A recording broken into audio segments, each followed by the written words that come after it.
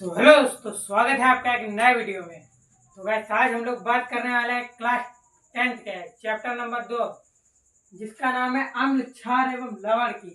तो गाइस, तो दोस्तों, मैंने उस दिन आपको पढ़ा दिया था यहाँ तक, क्या नाम है, हाँ, सिरका, एसिटिक अम्ल तक। भाई इसके आगे बिच्छू डंक। चलिए मिलते हैं इसमें।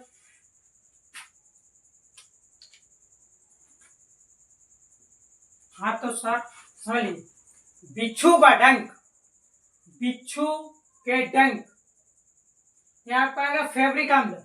भाई जैसे कि बिच्छू, चींटी, चीटा, मक्खी, मक्खी सॉरी, बिच्छू, चींटी, चीटा और मधुमक्खी, ततैया, बर्रिया, ये जो भी होते हैं, इनमें भाई क्या होता है, इनमें जो है अम्ल पाया जाता है, फैब्रिक अम्ल तथा मेथनोइक अम्ल। भाई इसे फैब्रिक अम्ल भी बोल सकते हैं, मेथनोइक अम्ल भी बोल सकते हैं। क्या बोल सकते हैं? मेथनोइक अम्ल भी बोल सकते हैं और फैब्रिक अम्ल भी बोल सकते हैं। चलिए आगे है आपका पौधे। हाँ तो सर देखिए, आगे आपका पौधा, मतलब कि बिच्छू बूटी। बिच्छू बूटी के पौधे को बोलते हैं नेटल, नेटल के पौधे को भी बोलते हैं बिच्छू बूटी। बिच्छू बुट्टी यानी बिच्छू बुट्टी के पौधों में फॉर्मिक एसिड अम्ल होता है।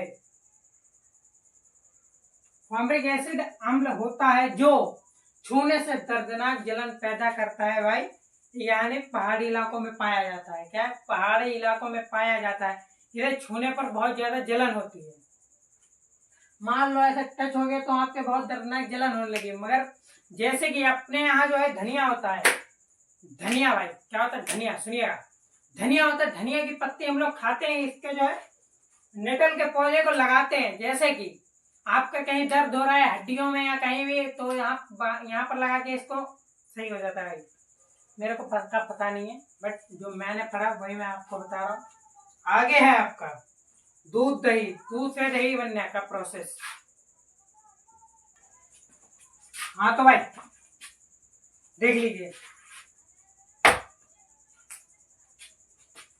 दूध से दही, भाई लैक्टिस अम्ल की वजह से दूध से दही बनता है।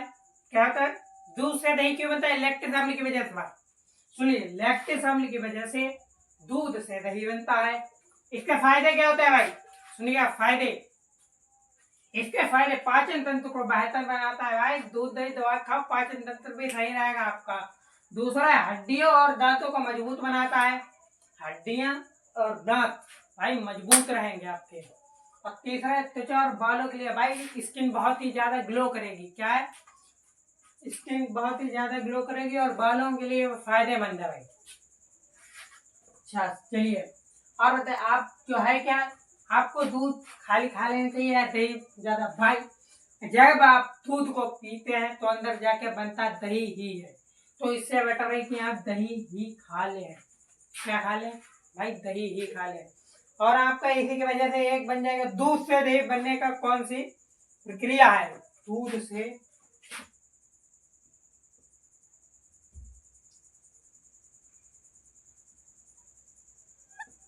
दूध से दही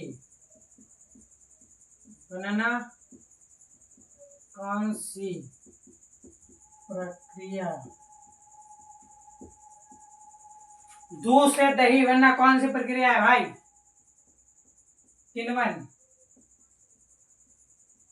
किण्वन की प्रक्रिया। दूध से दही बनना कौन सी प्रक्रिया है भाई? ये किण्वन की प्रक्रिया है। हाँ भाई, किण्वन की प्रक्रिया है। दूध से दही बनना किण्वन की प्रक्रिया है। और दही से दूध बनना वो भाई हो नहीं सकता है। आगे है आपका, चलिए देखते हैं। आगे है आपका, आगे है नींबू। नींबू में सिट्रिक अम्ल। चलिए, नजर न केकरो लग जाबे कहीं हुसन की कोठी में, एक नींबुआ, एक नींबुआ, दो चार मिर्ची लटका ले चोटी में। अरे नजर न केकरो लग जावे हुसैन की कोठी में एक नींबुआ, दो चार मिर्ची, लटकाले चोटी में। तो भाई सुनिएगा, जो मैंने गाना गाया है ये कोई गाना नहीं है भाई, ये याद करने का एक तरीका है। मतलब कि सुनिए, नींबू का पीएच मान क्या है भाई? 2.4। ये हो गया आपका पीएच मान।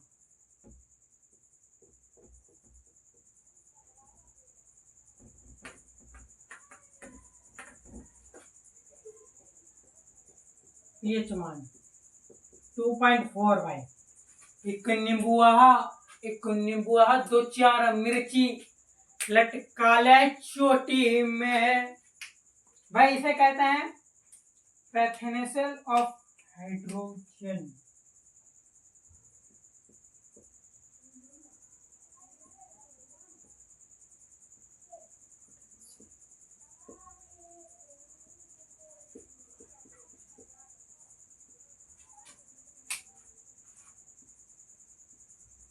तो भाई ये है क्या?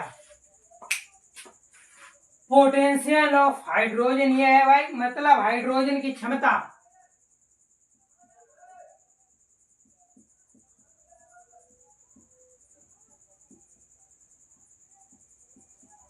पोटेंशियल ऑफ हाइड्रोजन यानी कि हाइड्रोजन की क्षमता एक नींबुआ, दो चार मिर्ची भाई। इसका मतलब क्या हुआ? सिट्रिक अम्ल, यानी कि पीएच का मान है भाई 2.4 है पीएच का मान। इसी बात पर एक बार गाना गा लेते हैं। एक नींबुआ, नहीं शुरू से भाई।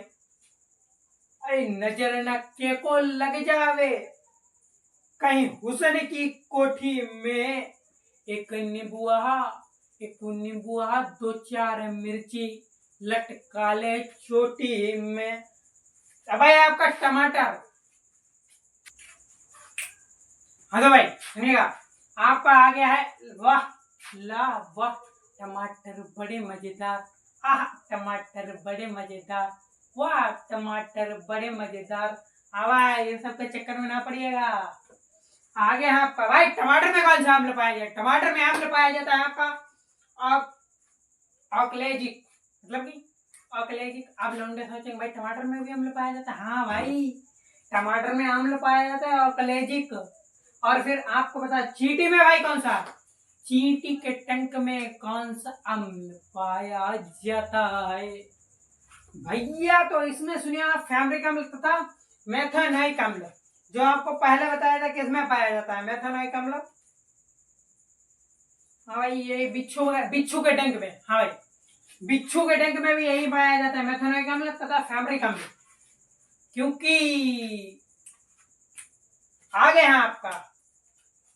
तो भाई सुनिए, जितना भी अभी तक मैंने अम्ल के बारे में बताया है, ऑल टोटल जितना मैंने अम्ल के बारे में बताया भाई, सारा का सारा लिख दिया। इमली में कौन सा अम्ल पाया जाता है भाई? इमली में टार्ट्रिक अम्ल पाया जाता है तथा सिरका में सिट्रिक अम्ल, बिच्छू में फैब्रिक तथा मेथनोइक। हाँ मेथनोइक अम्ल पाया जाता है। दूध दही में लैक्टेस अम्ल, नींबू में सिट्रिक अम्ल, टमाटर में ऑक्जेलिक। ये साला टमाटर का जो है ज्यादा अजीब है, ऑक्जेलिक। अब ये लिखता है चींटी में भी यही वाला फैब्रिक तथा मेथनोइक वाला पाया जाता है। आगे है आपका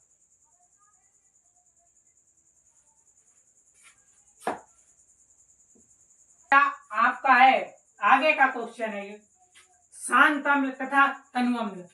शांत अम्ल में क्या है?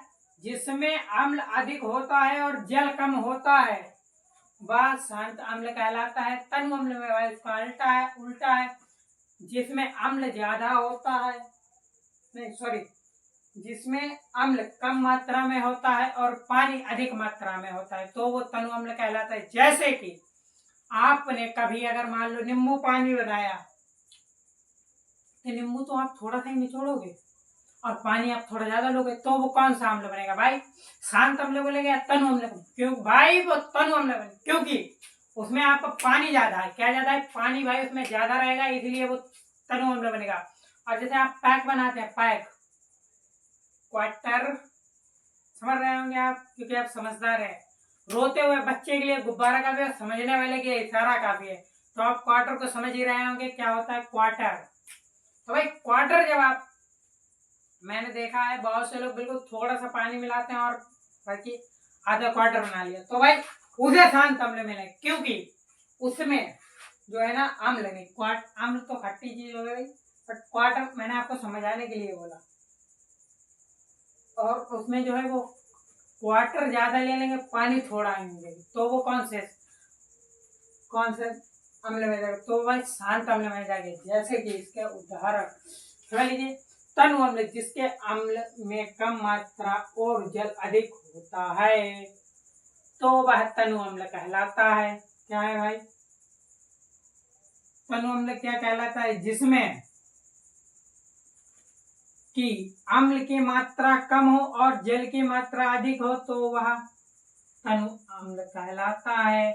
शांत अम्ल भाई ये है कि क्या समझिए, तो आ नहीं रहोगे भाई, क्या समझो, चलो आगे आओ।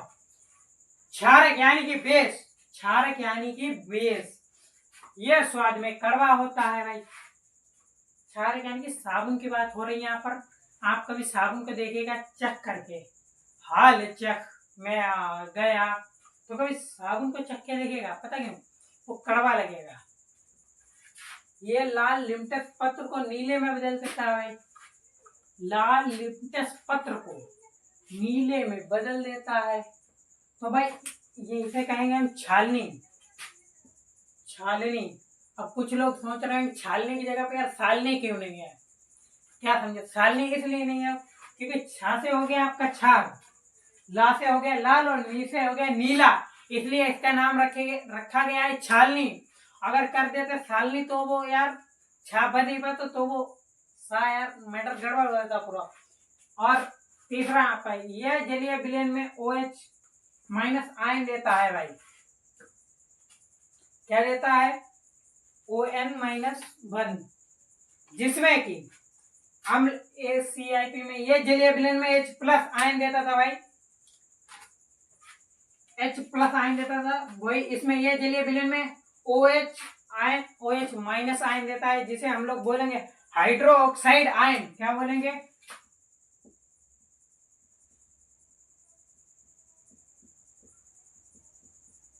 हाइड्रो ऑक्साइड भाई।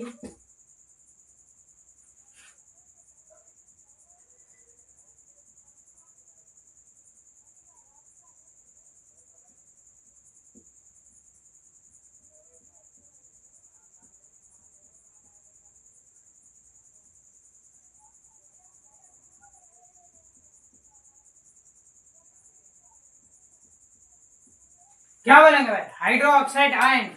आगे है आपका, आगे कुछ नहीं भाई, इसी के उदाहरण है।